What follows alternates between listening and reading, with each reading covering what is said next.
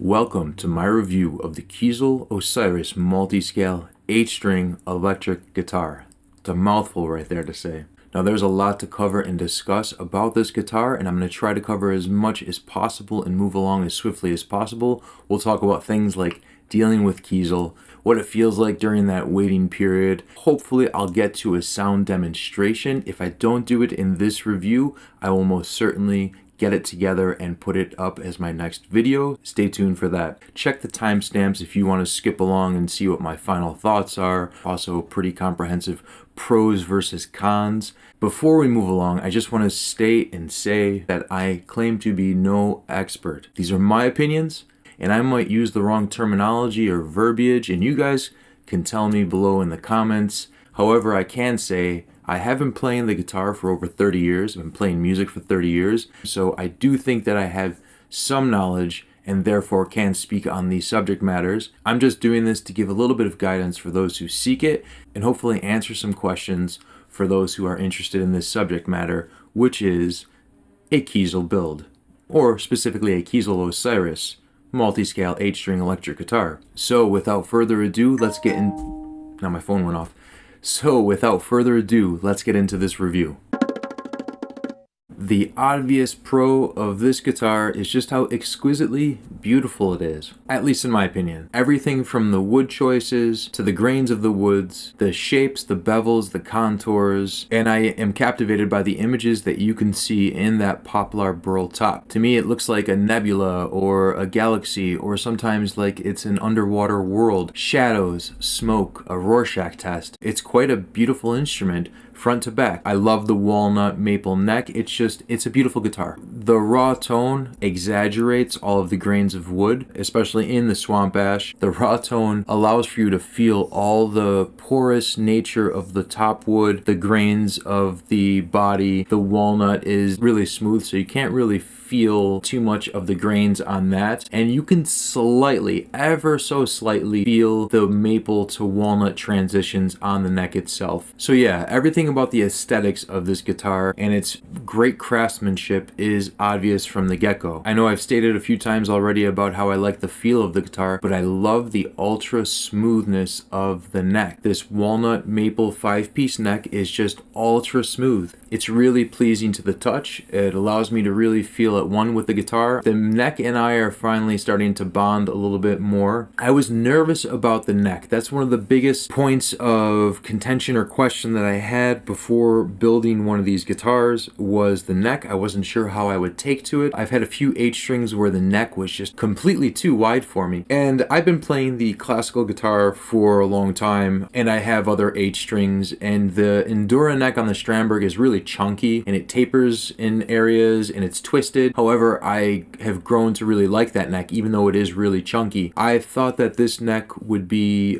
too wide, but it's actually quite thin. It's got a nice, I believe it's a C shape. It's got a nice shape to it. It's not quite as thin as like an Ibanez neck or something like that, although they do offer thinner neck profiles. I like there to be a little bit of girth on the neck. So for me, I'm really comfortable on this neck. I would say that the Osiris neck is quite manageable. Coming from the Strandberg Endura neck, I thought there would be more of a transitionary feel or a transitionary sense of how to get into this guitar. But you know, that lasted a few hours or maybe a day. The only slight drawback is just getting used to the friction of the neck itself. I don't know if it slows me down yet. I'll find out. I think when I start really sweating, and I'll see how that feels. But you know, it's smooth, it's fast.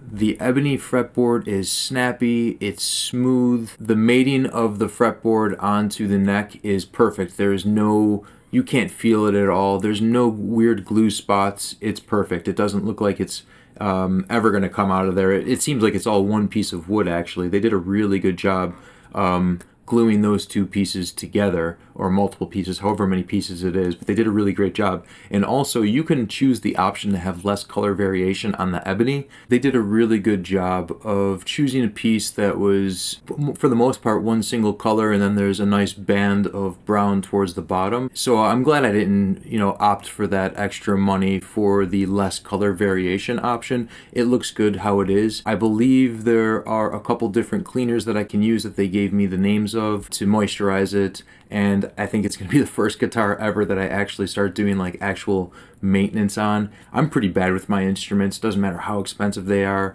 and I never really do anything of upkeep on them. But this guitar I plan on using some products just to keep it in tip-top shape for as long as possible. We have the Jumbo medium stainless steel frets. They have a nice polish to them, and they still allow for great access or touch to the fretboard itself. I didn't choose the jumbo frets. I'm not sure if I've ever played a guitar with jumbo frets. From what I understand is that you almost don't even touch the fretboard when you're using jumbo frets. I still like being able to touch the fretboard. I guess I'm just used to it, and also with playing like, classical Spanish guitar, you feel that fretboard a lot, and all the electric guitars I've played in my life, I've also had the same tactile nature of being able to touch the fretboard. And these frets, they allow me to touch that fretboard, but also there's enough, I don't know what the word is, I can push down the string and still get microtones if I wanted to. Pulling off bends is very easy. As with all electric guitars, in my opinion, the high E string floats off of the edge of the fretboard sometimes. I think that has to do more with technique than anything, and I've experienced that on almost all my guitars. This one, oddly enough, when it does fly off of the fretboard, it does have a nice pitch to it. Maybe I can learn to use that on purpose to create some different note variations, who knows. But yeah, the stainless steel frets, all fine. There is a caveat, I'll get to that in my con. Okay, to my surprise, the side dots, I don't know if they're luminlay, but they are luminescent. I didn't expect that. I actually expected them just to be white acrylic or white paint. But no, after having the guitar for a few weeks, I noticed one day in the dark, I was like, oh, they do light up. And that was a really delightful surprise. I chose the mother of pearl staggered offset inlays on the fretboard itself, and the mother of pearl inlays, they were a suggestion of my sales rep because I was going to go with the abalone. However, because I chose the offset O rings, he came to the conclusion that it's spending the $60 to use less material, and therefore you're going to see less of the abalone textures. And then I said to myself, okay, well, I'll go for the free option, which is the mother of pearl options, and they're not muted as much as I thought it would be. They're pretty brilliant. They reflect the light nicely. They look very pretty up close, and in dark light situations I am able to see the reflections on the fretboard. I'm not sure if companies have their own proprietary measurements that they use, or if there's a standardized layout for fan frets, and I don't know the exact measurements of them. I don't remember if it says it on the website itself, on the builder. I'm sure it does. You can investigate that and tell me. And I haven't done an actual, like, on top of each other, side-by-side look at my Strandberg Multiscale on top of this. However, I can say that the layout of these frets make it much easier in the meat and potato open chords at the top, the cowboy chords, the A's, the E's, the C's, the G's, the D's, these basic chords that we all learned first, or at least that most of us did. They're easier to pull off, and I would have to say of all the H strings I've played, I own another H string, and I've had a few others that I've sold in the past, and I always had a hard time pulling off these basic chords. And I would have to say that on this guitar, it's quite easy, and that could very well be the neck shape, that could be because of the head piece, or it could be the fanning of the frets themselves. I find that while holding down, like let's say I have an A minor and then I want to have my pinky on the low string to put in that A on the bass, I could pull that chord off pretty easily. And then adversely, if you move up the neck and you want to do extended range chords, I find it quite easy and quite smooth to be able to pull off these more complex chord shapes, these more extended chord shapes. And I like that moving on the bass strings, or what I call the bass strings, the F sharp and the B, because I have it tuned, pretty standard F sharp, B, and then E, A, D, G, B, E. I'm able to do bass lines and melody and chords pretty fluidly on this guitar, a little bit easier than I can on my other 8-string. Now, the Kiesel headpiece. I was really curious about this, and I don't really know how to talk about it because I'm not sure of the words I want to use or the proper terminology to use. However, the headpiece is interesting. It tapers in succession with the neck. I guess what I mean by that is the transition from the headpiece to the neck is very smooth. There's a slight little bump that you feel, and I'm not sure if there is a 0 fret on this guitar or if the nut is the 0 fret. I don't know how that works. However, there seems to be no 0 fret, at least in my knowledge. And I heard some, QC problems, some issues with the headpiece on the Kiesel. I've seen a couple reviews on YouTube of people who said that their headpiece was loose when they received it, it wasn't glued properly, or perhaps that the screws in the top stripped and that they had to do further work to get it better in place or to get it properly put on. However, with mine, there seems to be 0 issues whatsoever. I love that they cut the string exactly to the head of the guitar, and it's completely flush, and there's no opportunity for me to get pricked by it. They didn't send the tools for me to change strings, so I haven't changed them yet. I haven't turned any of this hardware up here yet. I can with my own tools, but I want to wait until I get their little package in the mail. So yeah, the headpiece is nice, and I also really appreciate that one of the reasons it's easier to play like these chords and harmonies up in this range or to hold down bass and melody at the same time is because the headpiece is so low profile. The Strandberg, you have this big chunky piece at the top, and it makes it more difficult to pull off these shapes. This is much smoother, it's much easier. It's almost as if there was a headstock on here, it's just not there. But it feels like that to me, like there really is a head on this, playability wise, if that makes sense. I really appreciate this headpiece. I love how low profile it is. I like the way it tapers off. It doesn't have that clunky hardware for the strings to sit in. There is another aspect of this headpiece in this area of the guitar. I'll talk about that in my cons though, because there is one con about it. However, yeah, headpiece. A-OK, USA. The final pro I'll say, or at least about the area of the neck, is the neck heel joint. It's sloped really nicely, it's beveled in a way that's pleasing to the touch, and it allows for easy access of these higher frets past the 12th fret going towards the 25th fret. Really comfortable. Yeah, no problems there. However, there is one thing I'll talk about later on. Again, I keep saying that, but I'm just going to break these up, do it real binary, pros versus cons. Now, if you watched my unboxing video, you saw that one of the first things I commented on, unboxing video you can find, I don't know, right here. Maybe I'll be able to fit it, but yeah, you can watch that. The first thing that I commented on, one of the first things, was how light the guitar was. It truly is light. At first I thought it was maybe less than my Strandberg, but I'm not really sure anymore. It might weigh 6.5 pounds. I don't really know. However, the guitar is light, and that, for me, that's fantastic. I have a lot of issues. I have a lot of nerve damage, and I've had multiple surgeries on the right hand side of my body, my wrist, my elbow, my shoulder, and it's just going to continue being like that, for my life, unfortunately. Take care of yourself, stretch, do your ulnar nerve stretches, do all of the stretches. I had to start choosing a more ergonomic approach to playing music in general, which is one of the reasons I went for headless and also went for something that is very lightweight. I can have this guitar on me for a long time and it just feels fine. I think my 6-string Fender Strat weighs more than this. I'm not going to go through and start measuring all these things. However, that's what drew me to the Osiris originally, was how low profile it was and how light it would be in various playing positions. I play in all the positions possible, I do often find myself in my bed, on my back playing, sitting, kneeling, standing, going to check the mail. I'll have this guitar on me, answering the phone, running upstairs, and I'll have this on me. No problem whatsoever. It's a great balance. It's a great weight. Another reason that the guitar is so light, I even forgot I did this, is the chambered body. Now, the chambered body has a few quirks about it, or advantages about it. It does make the body lighter, and also it adds to the acoustic resonance of the instrument when it's not plugged in. And for me, that's a big deal. I do most of my electric guitar playing unplugged. I would say that most of my practice and most of my composing is me unplugged with the instrument.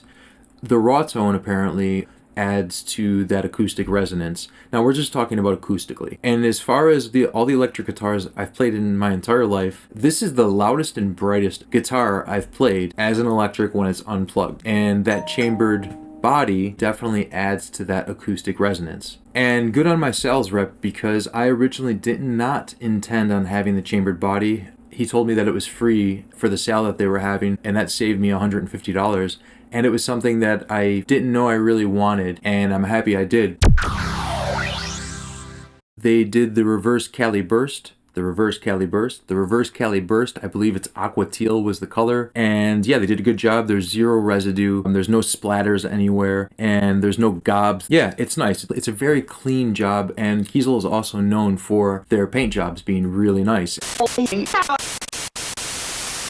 This input jack feels very secure. It has a very nice plate. It might be a plastic plate, I'm not really sure. And everything feels really super secure. It's very well mounted, and it has the Made in the USA stamp on it. And if you watched my unboxing video, you also know that I commented on the input jack in that video too. For me, it's very important for multiple reasons. One, the Strandberg has this recessed jack that at first I thought it was a great idea. However, it's not a great idea. Great in theory, but they could have done it better, and I think a lot of people feel the same about that Strandberg jack and how it sits in the recess behind the body. This input jack is in a more classic position. It's at the bottom, and it's what you expect. I know that Kiesel does offer various input jack positions, like on their A2 they have it on the back of the body. I would love to find out if in option 50 could be multiple input jacks. I would like one in the back of the body like the A2, and also one in the bottom in the more classic position for various playing situations, live or rehearsal or in the studio chair. And I believe that, you know, maybe they would go for that. I don't know how much extra wiring or how much more wood routing would have to go into it for that to happen. However, that would be interesting, but I'm happy about the input jack. It feels really secure and solid. When talking about the pickups, I did choose the FISHMAN FLUENCE Modern pickups, which is how I kind of strangely got to Kiesel in general. I'll talk about that in another video. But I'm happy to report that these pickups are great. They are much more versatile than you may be led to believe, depending on who you listen to on the internet or which YouTubers you watch. I find them to be quite versatile, and I'm glad I chose them. You have a three-way blade selector, and by the way, this three-way blade selector, I love the solid click of it.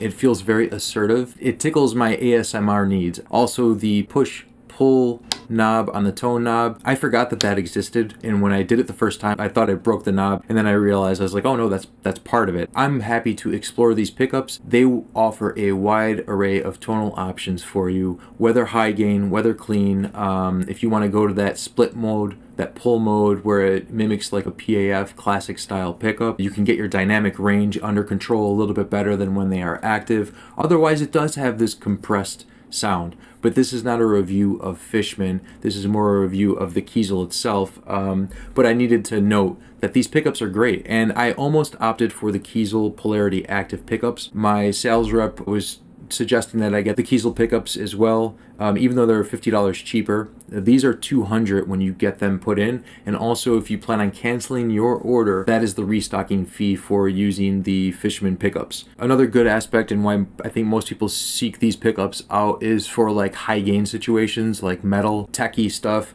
And I'm happy to report that on an 8-string guitar, it does have a nice even sound, a nice even display of all the tones and frequencies that you're emitting from your guitar. And when I did some tracking with this high gain, it's very clean, very low noise ceiling and articulate. Very nice. I like these pickups.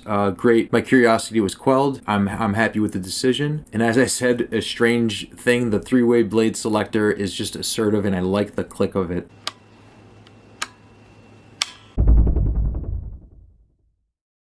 I would like to point out the backplate here, the access panel to the electronics. The backplate is recessed nicely on the body. There are 4 mini screws that have anchors, and those anchors are fantastic for when you're trying to access that panel. If you are going to access that panel quite often, then you might run the risk of putting the screws in at a slightly different angle than they were intended, and you can cause little fractures in the wood or tear apart that wood or potentially strip the wood in general. And I was happy to see these little anchors in here. They're nicely machined parts. They're set in really nicely, and these 4 screws are pretty simple to take off and put back in. So if you open up the cavity, you will see that everything is shielded with copper. I believe that's copper, and everything looks very clean. All the wiring is very tight. There's no gooey drops of solder anywhere, no glue to be seen, and everything looks pretty professional, very nicely wrapped. And I'm assuming that that copper will help with ground noise or with shielding noise in general. Then if you look at the access panel to the battery, because these are active pickups, you have a piece of plastic that is slightly lifted off of the body. When you open up the access panel for the battery, it is snug, and I might have to get a little tool to help me access that battery in case of emergency on stage if I need to change this battery very quick. To get it out with my fingers is slightly, it's not difficult by any means, but to do it with any precision and with quick precision, I might need something just to help me aid to get that battery out and also to place that battery back in.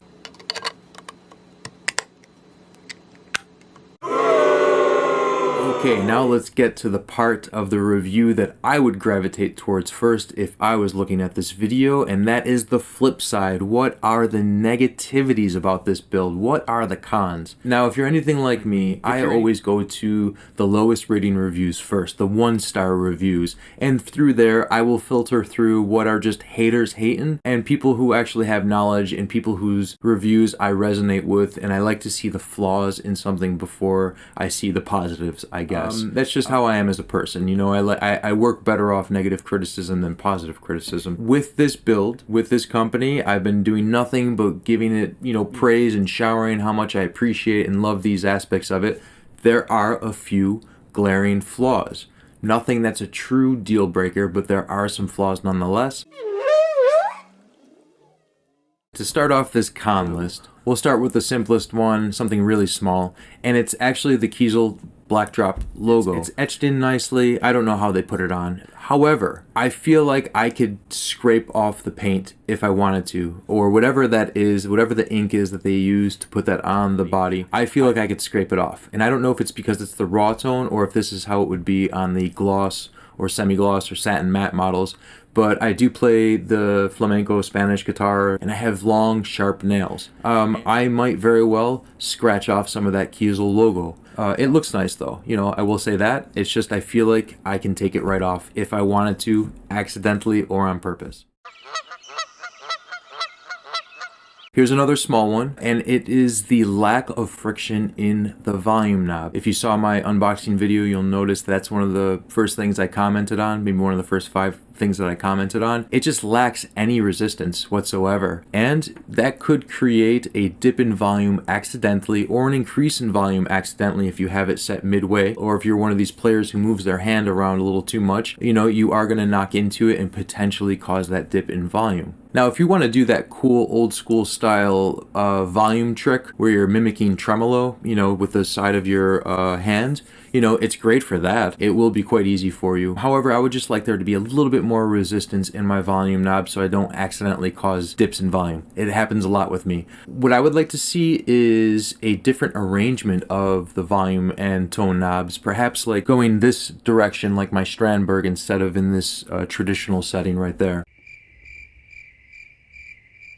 Let's move on to a few more of the egregious or serious flaws in this instrument, and that is the nut. I sent Diodero New York XL strings to Kiesel, and they filed the nut with those strings in mind. However, the end of the nut is quite sharp and it digs into your skin, especially when you're playing open chords, you know, the meat and potato chords up at the top of the neck or down to the neck, whatever that is, at the upper end of your neck. If you're doing a transition down the neck, you potentially could hit that. It is quite sharp. I could file that down myself. And I also have this problem on my other multi-scale guitar. The nut on that is also quite sharp, and it's not going to cut you. However, it's uncomfortable, and if you're in the heat of the moment of playing, you know, I could see it taking you out of your element for a brief second. And I've heard these complaints by other guitarists as well, so it's not just me, it's not just the, you know, an anomaly. This is how these nuts are. Perhaps when I do my next build, I can ask specifically Kiesel to take extra care to that nut to make it less sharp. This is one of the bigger flaws in my opinion, because I've heard nothing but rave reviews about the fret dressing and fretwork of Kiesel guitars, and you would expect an instrument that costs this much to have impeccable, perfect fret dressing. However, I don't know if any fret sprouting occurred in the transport and through the multiple different temperatures from West Coast to East Coast in the winter time. However, once you get past the 12th fret on this guitar, there is noticeable, I guess it's fret sprouting, or if it's just that they got careless in their fret dressing, but I can feel the crowns of these frets quite well. If I was on this guitar for long play sessions, and especially if I'm sweating a lot, I could definitely see this tearing away at my skin. I'm hoping that it's not any fret sprout issues, and that it's just that they didn't do that great of a job. They could have been filed down a little bit better, but I would have to say that my Strandberg cost half the amount of money, and it was built in a factory in Indonesia. The fretwork on that is cleaner and smoother than the fretwork on this build, and to me that was quite noticeable and a little bit of a letdown, but also not a deal breaker, just a letdown. This one I'm going to be real picky about. However, it comes down to that price again, you know, of how much I spent on this guitar. And the neck heel joint, it's not perfectly flush. There is a slight amount of wood that's still exposed here where the neck meets the heel. And with improper care, or with carelessness, as I tend to be sometimes with my instruments, this potentially could crack. It could break, it could get caught on something, and from there it will be one of those spiraling moments where, or like a Pandora's box, once you crack this right here, it could potentially just keep cracking away and cause further fractures,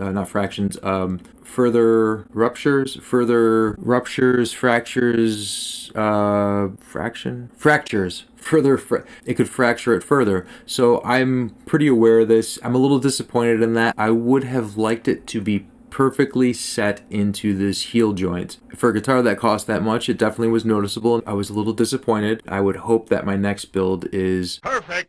Sticking around this neck area, there is a slight separation in the grains of wood on the neck, exactly where it does meet that neck heel joint, and I've been in communication with Kiesel. They're really good about this. They directly got me to their tech, and their tech spoke to their head tech and you know, one of the head guys, and they had me shoot high resolution photos of the area in question, and they assured me that it's just the natural artifacts of the wood that is causing these grain patterns. However, of all the grain patterns on the neck, this is the only one that I could actually physically feel with my fingernail. I could feel the separations.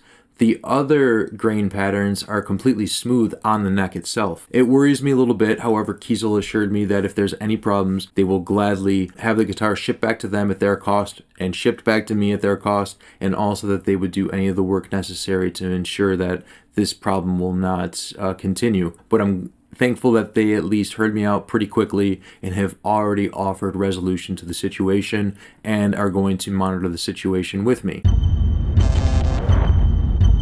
Let's move down that neck all the way through the body and then go to that HIPSHOT Kiesel tuner. It's really nice hardware, and I love the fact that there's a bevel down in this area that allows you to have easy access of the fine tuners. If you can call those fine tuners. To me, they're fine tuners because that's how it would be on a violin or a cello. However, the movement of them are not that fine. And what I mean by that is, on my Strandberg, I don't mean to keep bringing up my Strandberg, but I feel on that instrument I can get exactly to the measurement that I need to with a smooth precision turn. With these tuners, I feel that I overshoot or undershoot quite often. In fact, when I overshoot it, then I end up pulling on the string to bring it back down to whatever it needs to be. And if I undershoot it, I have to, you know, torque it again, and then I end up overshooting it again. It's just not as precise as I expected. I expected it to be just as precise as Strandberg's bridge. I like how clean it's set in there.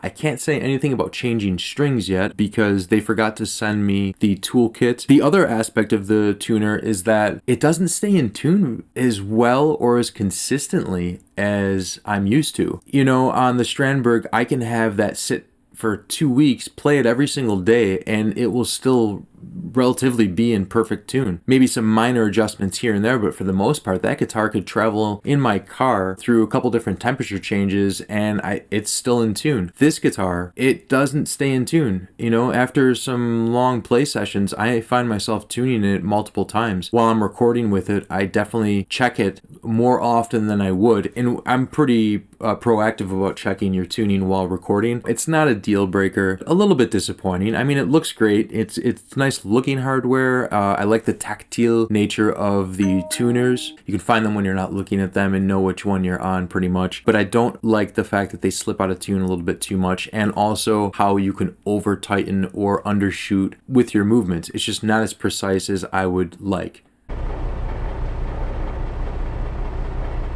My real only complaint, in which I pointed out in my unboxing video, is I would prefer the guitar to be shipped with more packing. I mean, it quite literally was the guitar in its case, in a box, and nothing else. Kiesel says that there are 2 cardboard inserts at the openings in the box that keep it centered and therefore immune to most shipping damage. I'd prefer a $3,500 guitar to be shipped with more packing, just for peace of mind, and that's it. It's not that I don't trust Kiesel, I don't trust FedEx or any other delivery company not to drop it, have it fall during its shipping. I mean, this came from the West Coast to the East Coast, so I would have liked that there would be more care taken to that aspect of it. When I spoke to the people at Kiesel, I did mention this to them, and they commented on how there's been a few complaints about this part of their process, their shipping process.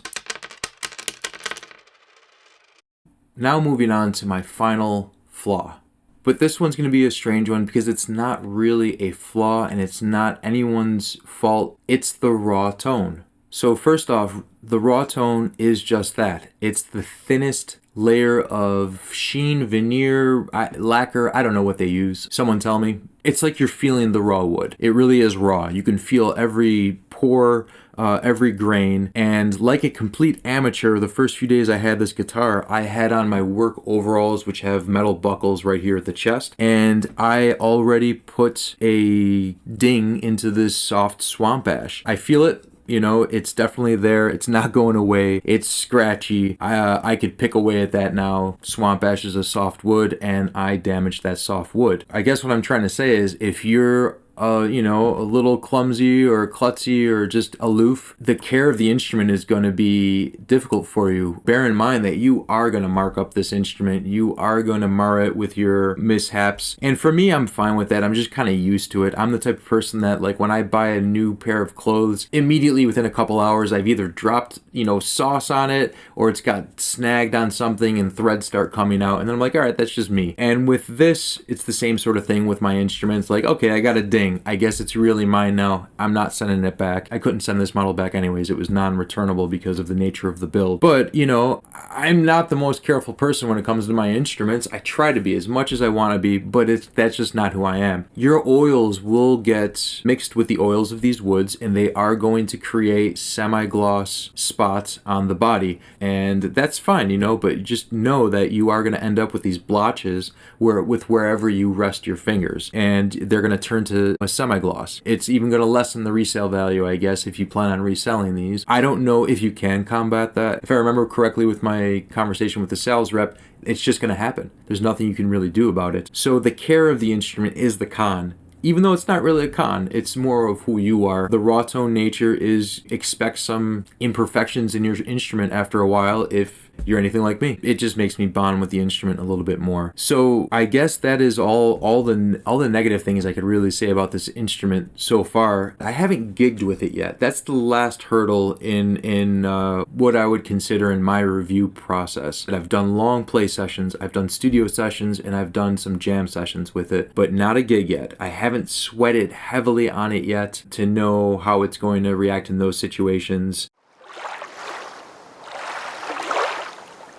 My expectations on this guitar were completely met and exceeded in many areas, and a letdown in other areas. In regards to the playability of the neck and the comfort, it by far exceeds. I enjoy playing this guitar in various positions. It plays nice in classical position, it plays nice straight across the knee, outward on your hip like this, whether I'm lying in my bed with it on my back, you know, in a chair, in a studio chair, which unfortunately I do a lot of this where I have an armed studio chair and I sit at the edge and I crouch into these awkward positions. We've all seen that meme of the shrimp and the 8-string guitar and why does my body hurt, and then you have that guitar. You know, it's that whole thing. This, it feels good to have on my body. I can have it on there for hours at a time, long play sessions, long studio sessions, and I don't wear out on it. When I first got my hands on the guitar, my left hand did wear out a little bit, but I think that was just my muscles adjusting to this neck. I was used to playing a Strandberg chunky Endura neck, which I do enjoy very much, or classical guitars, which also have a wide neck. This one, it just, you know, it took me a little bit to get used to. Another area that exceeded my expectation was the FISHMAN FLUENCE modern pickups. These pickups are clear, they are articulate, they definitely allow for a broad tonal range when you're strumming a full chord, when you are going through arpeggios of an extended range chord. Each note comes through very nicely, even with high gain. And although I was not used to the sort of compressed signal where it kind of killed my dynamic range, I play primarily with my fingers. And when I activate the push-pull coil split, I believe it's a coil split, correct me if I'm wrong about that, and it does a great job at mimicking more classic style pickups that I'm used to, and I was able to get back that dynamic control that I'm used to when playing with my fingers. However, with it activated, with that nice 3-way blade selector, each pickup position is really different from each other and pretty versatile in my opinion. So yeah, the FISHMAN FLUENCE modern pickups, they were a good choice. I'm glad I went with them. I almost chose the Kiesel Polarity active pickups, and I did find a really good in-depth review and demonstration of those two particular models back to back against each other, and I went with the FISHMAN. I don't know, I was kind of fascinated by them and I just wanted to see what all the hype was about. Definitely in high gain situations, they are great and they're noiseless. I played some recordings I made for my bandmates in my tech death grind band, and they noticed right away, without me telling them that I use this guitar, they noticed right away how clean the signal was and how articulate it was, and also how tight the low end was. Lastly, on the subject of expectations versus reality, Kiesel themselves exceeded what I expected. I've heard rumors, I've read things in guitar forums, I've seen certain YouTubers make clickbaity type videos, you know, disparaging the company and disparaging particularly their vice president, Jeff Kiesel, and I think that maybe some people have had some issues with them, but in my experience, throughout the course of over a year of communicating with them by phone, by email, multiple times, multiple situations, sometimes as a potential customer, sometimes as the customer. Yeah, I found them to be really easy to work with, respectful, knowledgeable, pretty prompt with their responses and getting back to me. Even though when I first started communicating with them, I wasn't buying anything, I was just asking questions. I think it has more to do with the individual themselves and how you are as a person and how you are at perceiving others' personalities, and also what you put out is what you get back maybe. Some of these other YouTube videos that I saw, I think it's just clickbaity. I think they're just trying to stir the pot just to stir the pot, and you know, I don't want to call them little bitches, but maybe they're just little bitches. That's just my personal opinion right there. Everything went smoothly with them, with all the employees. Yeah, there was one time when I got a little bit of snarkiness, but maybe it was because I was asking a foolish question. They were snarky about it. I didn't get my feelings hurt about it. I realized as I was even asking the question that, oh, maybe that was just, you know, nonsensical question that I could have just easily answered myself. They probably get asked a million questions. Yeah, so basically I found everybody to be overtly helpful and truly guided me in making a better, more educated decision about my build and about my purchase. Great job as well, Kiesel. Overall, even though I've outlined what seems to be more than a few flaws, I would absolutely 100% recommend doing your own build, and I also would order this specific build all over again. Not changing a thing. It's beautiful to hold, it's made to my specs, and it truly does not disappoint in any one area. I love that it's a one-of-a-kind, unique instrument, and I look forward to bonding with it for many years to come. Overall, I found dealing with Kiesel to be transparent, easy, the build quality is second to none, and I love that it was built in the USA by a talented group of luthiers and artists under strict quality control. I foresee this guitar excelling at my studio sessions in multiple genres, specifically the prog, metal, indie side of things. I might still use my Strandberg for more jazz, world music gigs. That remains to be seen because I've only had this for a month now, so I really haven't been able to put it through all its paces. But it is quite versatile, especially with these Fishman pickups. You have a wide range of tonal variants that you can explore. I would also 100% recommend doing your own build and be patient. Kiesel offers sales many times throughout the year, and quite literally you can save hundreds and hundreds of dollars if you're patient. As well, you can go to reverb.com and you can look at the Kiesel used market. Unfortunately, Kiesels have poor resale value. I mean, keep in mind there's somebody else's specific builds, and you can potentially find something that's close to what you want and save hundreds and hundreds of dollars by getting someone else's dream guitar. The other option is go on their in-stocks every single day and see what comes through, and maybe something will come through that's really close to what you want or exactly what you want, and you don't have to go through that whole waiting period that I discussed earlier. I'm already planning on my next few builds. It's going to be either an A2 neck through or a Type X or a light speed. I know I would like to try a neck through, and it's also going to be a 6-string. So if you've made it this far, thank you very much. I appreciate it. If there's any questions that you have, put it in the comments and I will most certainly answer it when I can. I'm trying to grow this channel, so please like, please subscribe. If I did not get to that sound demo, it's not without trying. I will most certainly make that my next video, and I'll try not to make it take another month. And then after that, I will also do a Strandberg versus Kiesel head-to-head battle. Who will come out? That one should be fun to make. Alright, thanks for sticking with me. I'll see you in the next video. I'm gonna go walk my dogs.